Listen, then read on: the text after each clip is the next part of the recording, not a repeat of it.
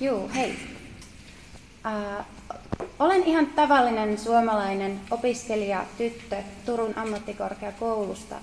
Muistan sinut jokseenkin siitä, kun olin siivoamassa vaalibileittesi jälkiä Turun VPK-talolla yöaikaan. Seuraavaksi huomaan, että oletkin päättämässä maamme rajoista ja sitä kautta Suomen turvallisuudesta. Me suomalaiset olemme Euroopan fiksuinta kansaa, joten meitä kannattaa kuunnella. Ilman meitä et olisi siellä, missä nyt olet.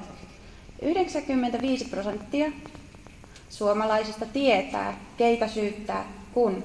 Ja se on vain ajan kysymys, ja tiedät sen itsekin. Suomessa alkavat terrori-iskut. Sinä muun muassa olet kädettömästi sallinut, että rajat pidetään auki. Suomeen on todistettavasti saapunut ääriradikaalia jihadistiporukkaa, ja täysin laittomasti kukaan ei tiedä, minne he pesiytyvät. Ei edes poliisi. Jos nyt jätetään mainitsematta, että sekä Ruotsi että Venäjä ovat turvallisia maita, eikä meillä ole mitään syytä vastaanottaa pakolaisia turvallisista maista tuhoamaan valtiotamme sosioekonomisesti ja muutenkin, onko sinulle tosissaan pakko vääntää rautalangasta, että oman kansasi väki on suuressa vaarassa? Tiesimme jo odottaa terrori-iskuja ja nyt Pariisissa yli 500, luku nousi tietenkin noin 150. Ihmistä maksaa hengellään teidän kaltaisten kädettömien päättäjien maahanmuuttopolitiikasta. Lisätään siihen vielä sitten omaiset, jotka joutuvat kärsimään.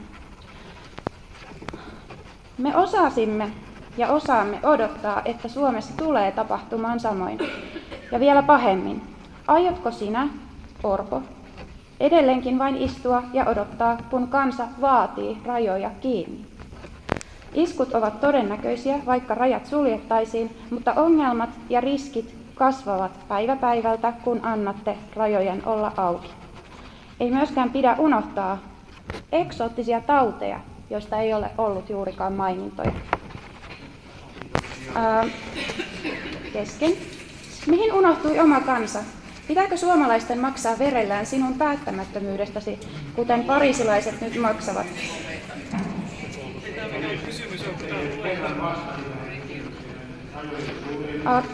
Kysymys. Kysymys.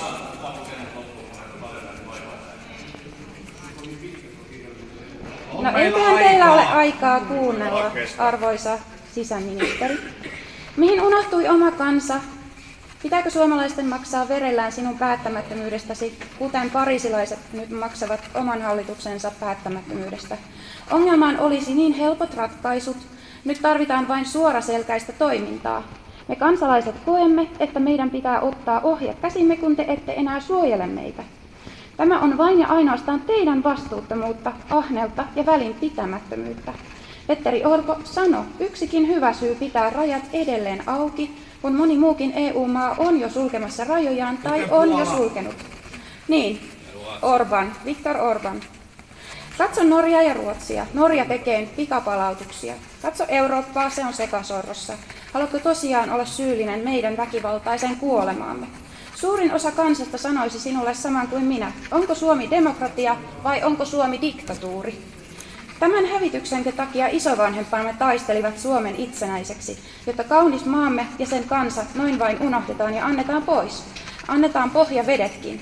Annetaan vieraiden käsiin ja katsellaan. Me emme suostu siihen, jossa on yhtään inhimillisyyttä jäljellä. Käsket rajat kiinni välittömästi. Palauta tänne laittomasti saapuneet.